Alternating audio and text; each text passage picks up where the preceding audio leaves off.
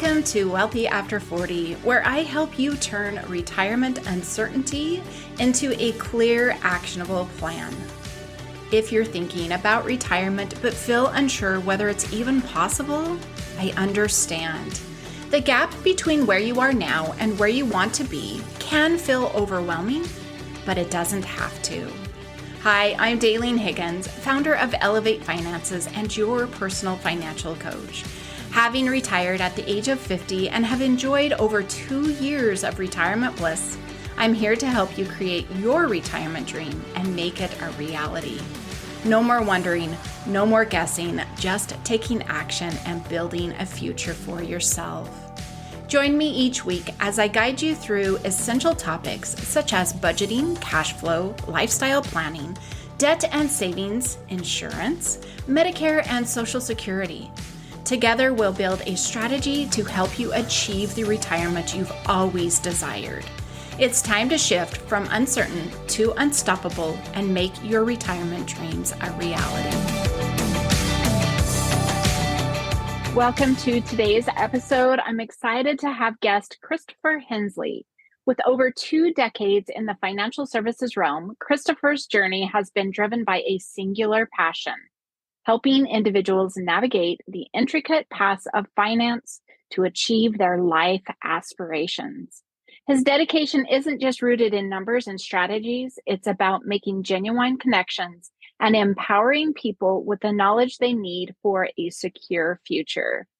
Thank you for joining me on the podcast today, Christopher. I'm excited to dive into our topic. Absolutely excited to be here. Thank you. So, today's topic that we're going to have guest expert Christopher talk to us about is Social Security. Now, as you're getting older, you probably heard some things, people share their little tidbits or their knowledge, but Chris is the expert. And so we're just going to ask him some questions to help us navigate this in the next 10, 20 years, wherever you're at on your wealth stage here. It's very, very important. Christopher, what are the key factors people should consider when deciding the best time to start claiming Social Security benefits? Yeah, I'm a big advocate of pushing as long as you possibly can on Social Security benefits. The reason for that is if you take it early, which 62 is considered early, if you're not a widow, that's the earliest that you can actually turn on your Social Security is 62. So anything between 62 and 65, 66, 67, depending on what your full retirement age is, you're going to get somewhere between 70 to 100% of what your Social Security is. So you always want to, when possible, to push as long as you possibly can. It's very difficult to make general recommendations for everybody across the board. In fact, I'm going to shy away from doing that. But this is one of those things I can almost say, almost across the board, it's pretty good to push as long as you can.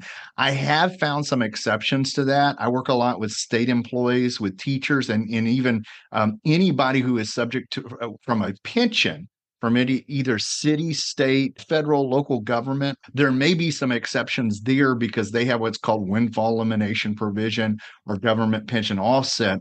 And when I do find those exceptions where I tell people you might need to take it early, it makes sense. And there's math behind it and I have to see it. But sometimes I'll see those exceptions there. And that's typically where I see it. There are a lot of things to think about because it's not just the retirement benefit, it's also the disability benefit or the survivor benefit if you're married and your spouse passes away. So we try to get them, perfect world, we want to get them the highest Social Security retirement benefit, but we also want to get the survivor benefit the highest possible as well in case somebody passes away and it won't offset the family with what they have coming in for the budget. You mentioned widow, and then you kind of touched on it a little bit more. Can you maybe expand and share what individuals need to do if they find themselves in that situation, and who would that be? Do they have to be of Social Security age? Yeah, so you actually are able to take it a little bit early. You could take it at 60, so even a little bit early, even earlier than full retirement age or 62, which was what we're calling early Social Security. So you have a little bit of an earlier window. And again, it still may not be the best thing. You're going to have two decision points there. One is to turn on the widow's benefit, and one is to turn on your own benefit. One strategy is to turn on the widow's benefit and let your own grow, and then switch them later on down the road. All of this, it's not a guessing thing. We literally have to see it. So a lot of this has to do, some of the decision points here are the age. If it's a couple, if somebody's passed away, what's the age difference between the two people? Who was the highest income earner? It may not make sense to take one if it's based on the earned income throughout their lifetime. So these are all things that we look at when we're looking at the widow's benefit. And then if they haven't already passed, then that's when we want to look at maximizing both of the benefits on the survivor side and the retirement benefit side. This often looks like this. I'll get somebody who's super excited about retiring, and they're saying that, okay, Social Security is going to help solve my income problem. And they're only looking at it as the retirement side. And then when I tell them, once again, usually it's better to wait to turn on your Social Security. It has the same result. The longer you wait to turn on your Social Security, the higher that surviving spousal benefit's going to be. So it's kind of like a double-edged sword in a good way. The longer that you wait, you're boosting the survivor benefit, but also the retirement benefit there. Yeah. Yeah. I know my brother-in-law, he waited 70 years old for that purpose, for that survivorship, just to be able to provide some more for my sister. I guess he's got some inkling that he'll go first. I mean, he is older, but that's not always the way it goes. But it's so important to make those plans for possibilities, because, life is full of possibilities. Being able to do that is so very important. I know when he was talking about it, got me interested in learning a little bit more. And so I jumped on my own Social Security and was looking at that range from, waiting until 70 for me. And I think maybe even 72 now. And holy cow, it's a great, huge jump from, being able to wait for those. So I think people should delay. Any advice for that? How people can kind of navigate that if they go and look themselves and see that? Are there other ways to maybe circumvent, or maybe they should jump in earlier? I know some people are like, I need the money now, but what would Yeah. help them? Yeah, it comes down to a couple of things. I like to say everything's a math problem, but it's not just about the numbers. The numbers are super important. When I do a Social Security solve, I literally, these are tools that I use. Even it's not something I do by hand. We plug in your Social Security or your earnings history throughout your life. That job you had at the bookstore or at the Dairy Queen when you're a teenager, from now, all the way from that first year of earnings till now. And each year has a minimum of how much you have to make for that to be counted towards your credits for Social Security. So you get a certain amount of credits, and the second part of it is how much. I qualify for Social Security, but how much do I actually get? The idea of pushing between your full retirement age and age 70. 70 is the longest that they'll let you go. So you got to take it somewhere between 70 and 6 months, or else they'll go ahead and turn it off for you. But the advantage of pushing between, I told you to wait at least to your full retirement age, but pushing between your full retirement age and 70 is you get an 8% delayed retirement credit for every year between your full retirement age and 70. And that's compounding.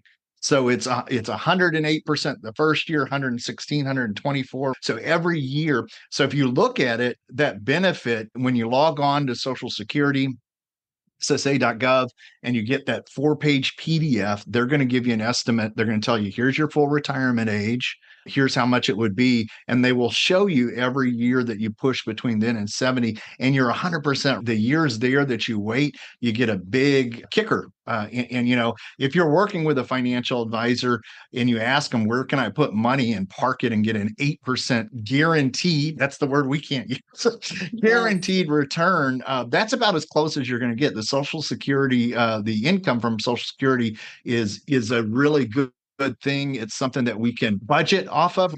Between a pension and your Social Security, there's very few things that when we're putting together a retirement income plan, have a floor for. And that's going to be something that's guaranteed and that we have an income floor coming in. So we look at that as a good number because it takes the question mark out of it. The market, when it's up, that's great. But trying to budget off of that, sometimes there's a question mark or a to be determined because we just don't know what the market's going to do from each year to year. Yes, very good. Are there any common misconceptions about Social Security that people, share with you, or you think people should be aware of if they hear it through the quote grapevine? Yes. So there are a couple different ones there. The most common one is I'm not going to look at Social Security because I'm worried it's not going to be around. So I'm just going to kind of bury my head in the sand like an ostrich and not look at it.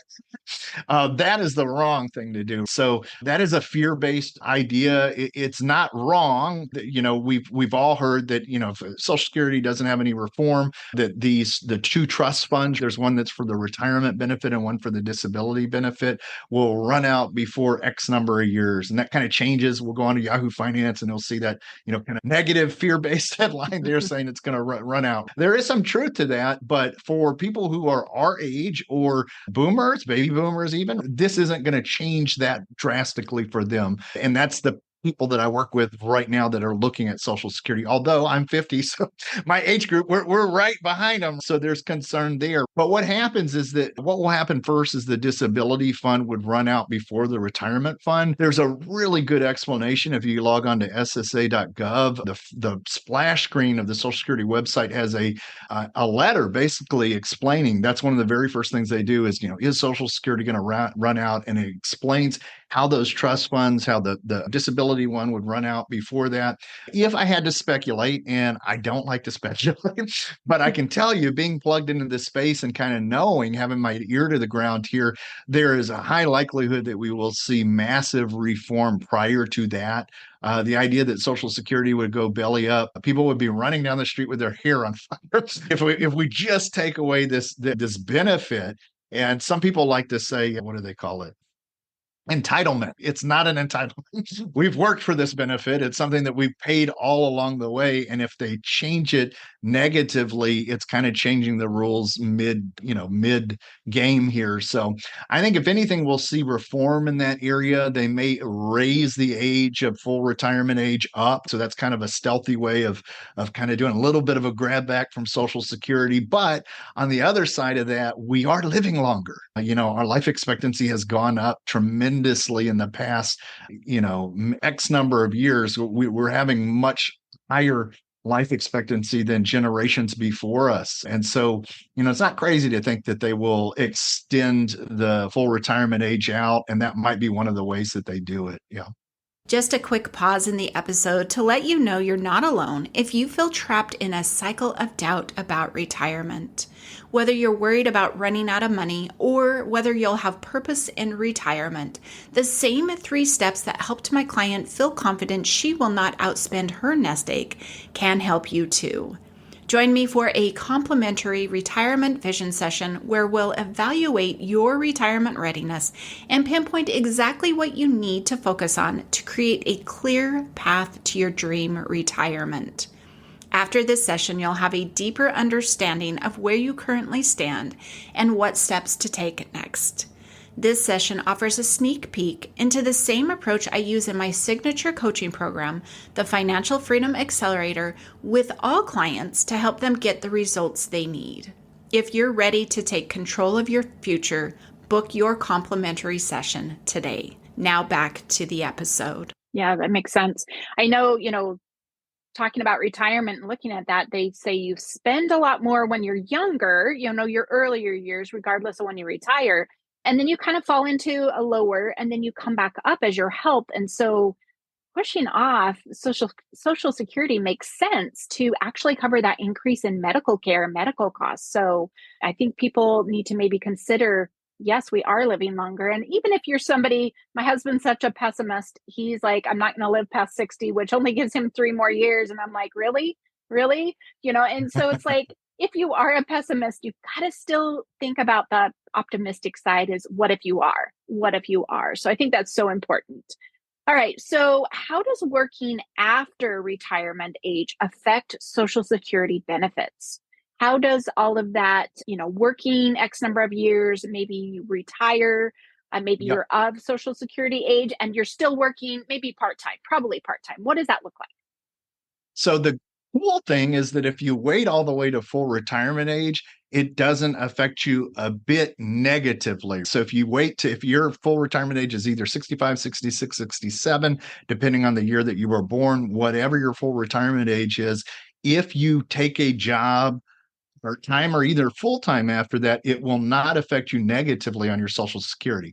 In fact, it might actually affect you positively if you've had some 0 years. So maybe you worked at a junior college where they didn't pay into Social Security, or you had some earning years where the annual income that they use as an average to figure out how much your Social Security is going to be was a low number. So you can actually knock out some of those 0 years or knock out some of those low averages by working. They refigure your Social Security on an annual basis, so that can only affect you positively.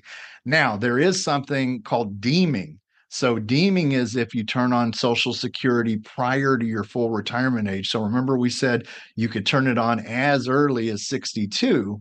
If you turn it on between 62 and whatever your full retirement age, they're only going to let you get a certain dollar amount of your Social Security, and there's a limit every year. It changes. I want to say it was like 22,000 recently. Don't quote me on that. Because this stuff changes all the time, and I don't know when somebody's going to listen to this. But I jumped from 19 to 20. I think it's about 22,000, and for every dollar that you go over that on your Social Security benefit, they're only going to give you 50 cents on the dollar. And so there is a calculation. It's not like they're taking your funds away. The math works out. It all goes back into what your new Social Security will be after you hit full retirement age, and it's recalculated on an annual basis. So I never discourage people from either working part-time or going back to work. It used to be like, well, if you don't want that to happen, don't go back to work, right? But the math, it actually is about the same, and it still could have positive effects if you had some of those things that I mentioned, like 0 years or a low annual income that they're basing your Social Security on. Only really can affect you positively that way. You just have to understand that it's not a negative thing where they're taking money away from you. It will be recalculated later. If you want to avoid it altogether, well, just wait. Wait to turn on your Social Security to later. Yeah, yeah, so smart. I know earlier you mentioned Windfall, and then now you've Yes. mentioned 0 years. So, really, I'm asking out of interest for myself, but I'm sure there's Yeah. listeners in the same boat. I changed government agencies, and the one I left, I was paying Social Security and I had met my 40 quarters. So, had met that, right? And then moved to another agency that no longer contributed to Social Security. How does that affect? And is that considered windfall or is that just 0 years? Yeah, so this is a very specific question. It's for people who have pensions. And the here's the two questions you ask. Do I have a pension? Yes, I do. So the second one is, did I when I paid into this pension, whether it's city, state, federal, or local government, was I paying into Social Security at the same time, or was I only paying into that pension? And so those two questions, if the answer is yes for both of them, right, then you possibly can be subject to something called windfall elimination provision and government pension offset. It's the same problem. It means you're going to get less Social Security than you expected. One of them has to do with the retirement benefit, and then the other one has to do with the other parts of the benefits, even your spousal. It affects whether you can pull from your spousal benefit. It puts caps on it and limits on it.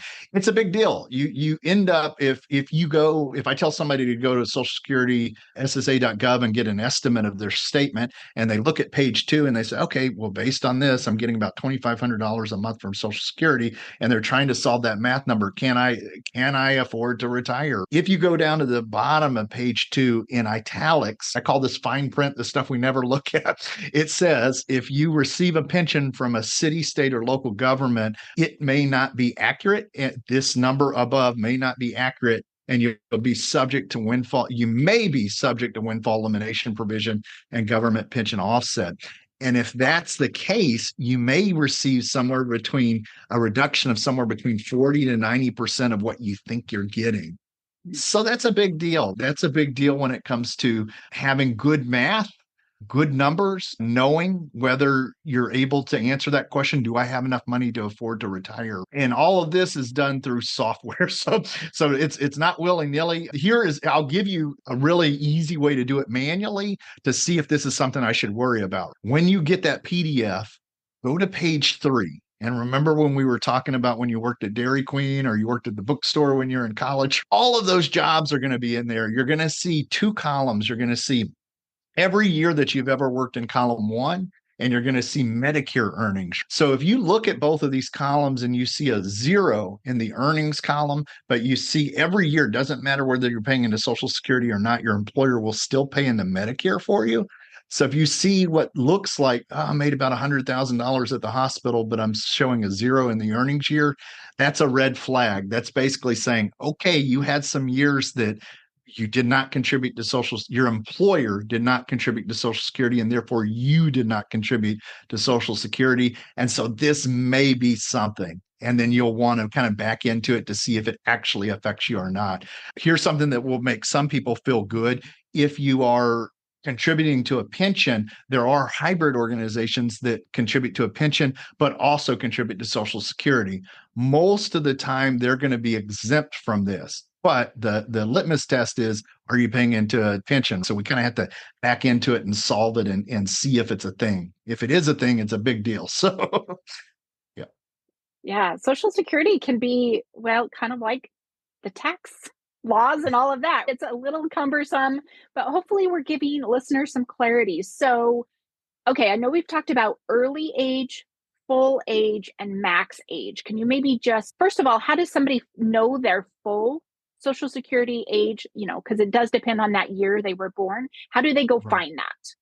Yeah, so the best way to do it is to go right to socialsecurity.gov and sign in. They make it a little bit hard for you, but that's because it's got all of your information when you log in there. It's almost like when they do like a little credit check. They're going to ask you your addresses and all of that stuff where they give you, 10 questions or whatever. Just know it's very hard for people to get your information. It's hard for you to get in there. It's hard for them to get in even worse. So once you're into the website, though, they have a place where you can request the PDF, which is your Social Security estimate. They used to mail these out to us, but when they did the Paperwork Reduction Act, they stopped doing that. So you really only get them as you approach your full retirement age. And if you want to make a good decision, you want to proactively kind of log on there and get it there. That's going to be the best place to get it. And it will tell you what your full retirement age is. So just know 62 is the earliest that you can take it. And then depending on what band you fall into, what year you were born in, then it's going to tell you right on that statement what it is. So no guesswork there.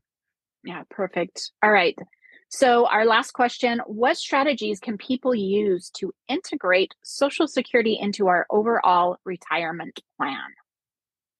Yeah. So when we're doing a budget, right, and we're trying to look at our income and we're trying to look at our expenses, this is the same way that if you think about all the budgets you've ever done in your life prior to retirement, retirement's going to be different. You're turning off your paycheck, your normal, regular earned income square job pay, and it's now becoming you're starting again with either your pension, your Social Security. This has value to this because it's predictable. And so that kind of becomes part of your new paycheck. So when you're budgeting, this is going to be income that we have coming in. We can budget off of this.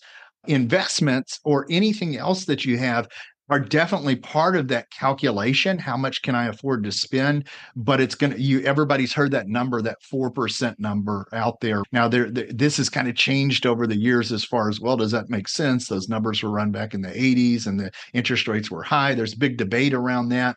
But we can use 4% kind of as a thumbnail.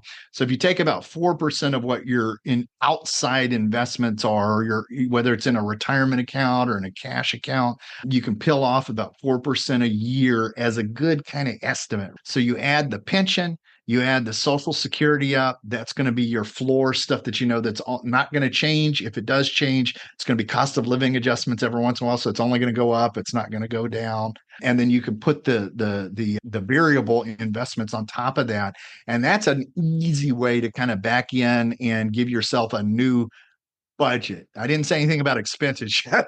I'm really just telling you about what your income's going to look like after you've turned off the employer paycheck and you've made the decision to retire. Expenses, again, that's variable, but things like driving to work, gas, property taxes never go away. They're still coming in. Taxes are there, but things that you have to think about, your budget will literally change once you retire. It's going to be a different thing. Even if you confidently budgeted throughout your entire life, you're entering into new territory once you retire. Yep. Yeah, so very good. All right, before we close, how can people connect with you? And maybe one last piece of advice. Yeah, absolutely. So, how they can connect with me. So, I wear two different hats. I've got my podcast hat. In fact, you were on my podcast. We just put that one out. So, I'd encourage Yeah. listeners to go find us there at www.moneymatterspodcast.com. That's a good way to connect with me. The other way is when I'm a for profit business, I'm a retirement planner, financial advisor, and that's www.houstonfirstfinancialgroup.com. And I guess one of the biggest things that I would leave people with, this one's not a shocker or super sexy. It's not a great one to leave behind, but save. Nobody likes to hear that. Nobody's a fan of that, but we all know that we need to do it. So I've never had a client or anybody come back to me when it's time to retire and say, "Oh, sorry, Chris, you made me save too much money." That's not a complaint I hear. It's going to be the opposite of that. Like, "Hey, I didn't have enough." So I always encourage people, you hear that number, put 10% of your income aside throughout your lifetime. Because I've helped people get to the finish line, I'm somebody who will even encourage you, if you can do closer to 20%, do Yes. it. Thank you for your time today, and we'll see listeners next week. All right. Have a good one. Thanks for listening. Each week, my goal is to help you get one step closer to retirement so you can be excited for that big day instead of stressed and just hoping it will work out. If today's episode got you thinking about your retirement plans and you're wondering if you're on the right track, I'd love to connect. Let's explore how you can confidently design the retirement you've always dreamed of by booking your free retirement vision session today. In this 30-minute call, we'll clarify your cash flow, what's coming in, going out, explore or refine your retirement dreams, and make sure you're not missing any key areas that may impact or delay you in reaching your retirement goal. Book your call using the link in the show notes below. Don't wait to get clarity. Take that first step toward your dream retirement today.